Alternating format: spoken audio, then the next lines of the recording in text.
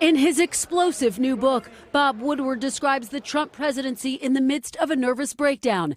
Excerpts first obtained by the Washington Post quote aides calling it crazy town, at times paralyzed by the Russia investigation, and that possible interview with Robert Mueller. I've always wanted to do an interview. Woodward describing the president's one-time lead attorney, John Dowd, so convinced the president would commit perjury, he staged a practice interview last January. That session so rocky, Woodward reports Mr. Dowd later told Mr. Trump, "Don't testify. It's either that or an orange jumpsuit."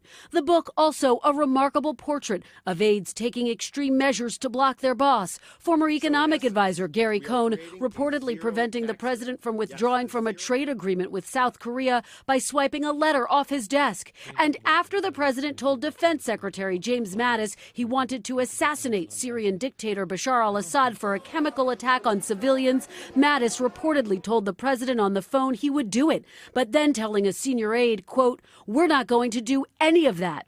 And the book describing extraordinary insults from the president's staff. Woodward writing Mattis has described Mr. Trump as having the understanding of a 5th or 6th grader. And Chief of Staff John Kelly has called the president an idiot, an account first reported by NBC News. Tonight, Kelly calling that accusation BS and another pathetic attempt to smear people close to President Trump and distract from the administration's many successes. Mattis calling the accusations the product of someone's rich imagination.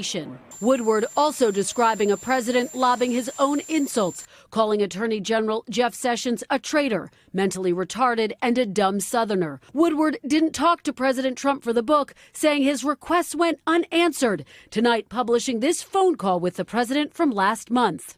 Who did you ask about speaking to me? Well, about 6 people. Well, they don't tell me. Late today, the president responding in an interview with the Daily Caller, saying it's just another bad book. And Woodward had a lot of credibility problems. And late tonight, a source familiar with the matter tells NBC News Mueller has submitted his latest proposal for a presidential interview, which includes the possibility of written responses to some questions.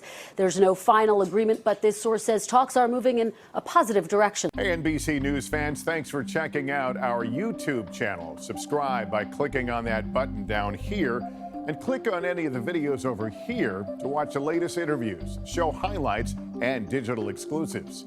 Thanks for watching.